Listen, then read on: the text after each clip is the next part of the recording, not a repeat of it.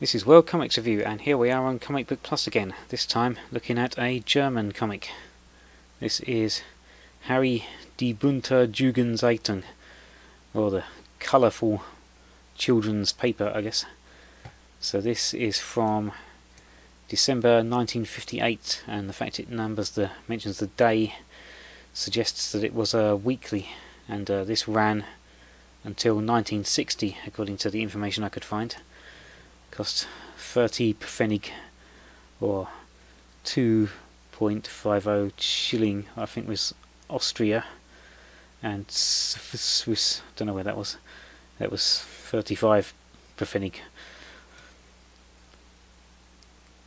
So yeah, the colourful children's paper, at least the covers and inside covers were colourful anyway.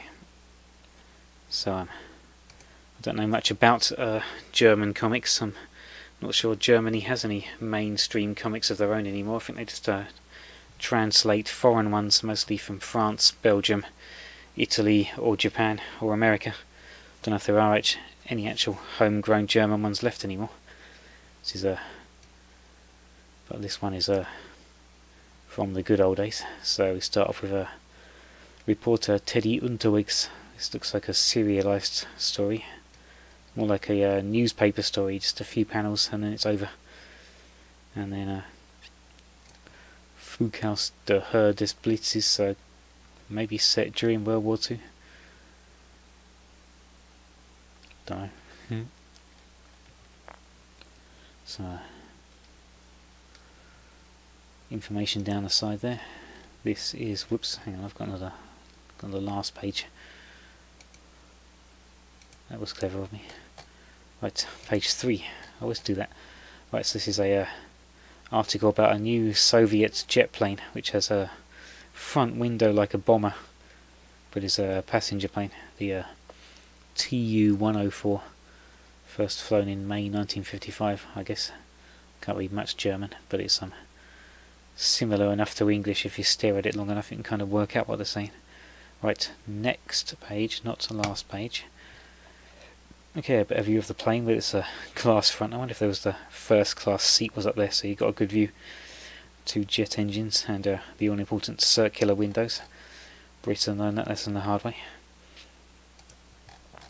Next page, this is about Francis Drake. I wondered if some of these were like American reprints, but these all seem to be made in Germany. These the writing all perfectly fits the speech balloons anyway.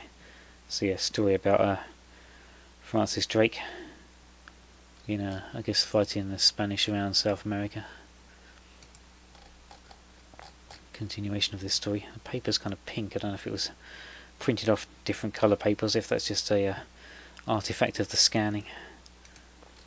Next page, a serialisation of Jules Verne. So this is definitely not homegrown German. 20,000 Meilen unter den Meeren. Does this mean miles? I don't know. What's German for leagues? How do you convert leagues into metric? So they've obviously surfaced and gone to some sort of island. The natives are chucking spears at them. Continuation of this serialisation.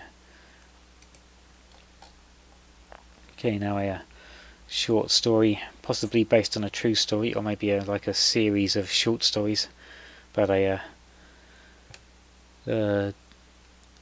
Eskimo and someone else, possibly a German, although the comics in Europe didn't seem quite so averse as to having foreign heroes as ones in Britain and America did, especially Britain at this time, although there were the French and American ones in Dan Dare, and this one's definitely German, the distinctive German police hat, Pitt and Alf stopping some bad guy. Continuation of that story. I guess this was over a double page spread. Continuation of the written story about fighting a walrus.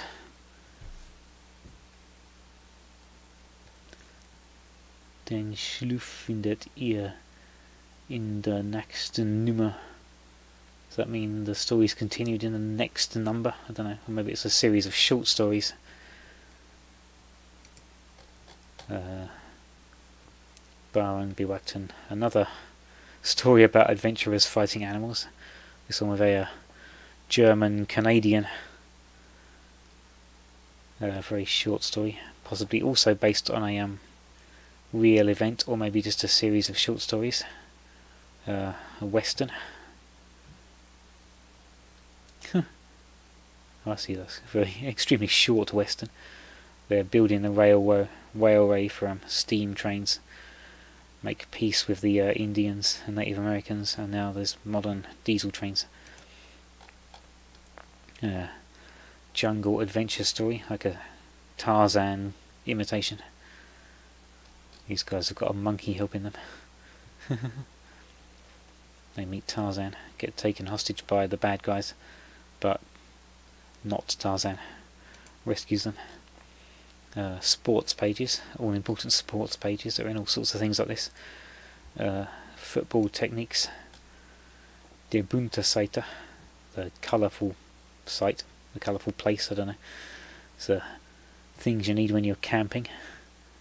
Record, I don't think you need that when you're camping. Some I guess letters from the editor or something. Information about hobbies. Copyright information. Another adventure story. This one seems to be set in France. There's a jet plane. Early TV or radio. Oops, is that a TV or a radio? I can't tell. Guess it's a radio. There's no picture on it. At the time, I suppose TV was new enough that they'd show the picture to show, yes, this is a TV. This guy's, I guess this is about like some guy on the radio. A lot of these comics are really short. I don't know if they're serialized. I don't know. Fortsetzung von Seite 2. So possibly this is the same story continued from page 2.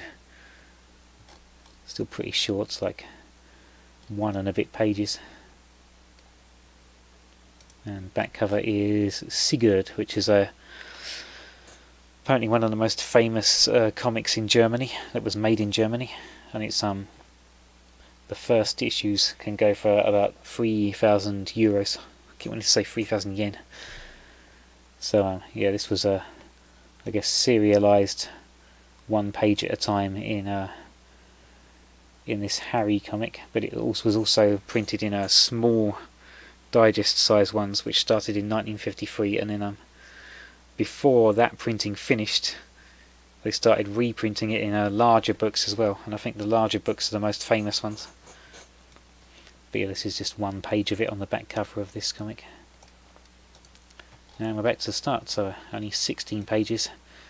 A quite short, educational-ish German adventure comic from the 50s.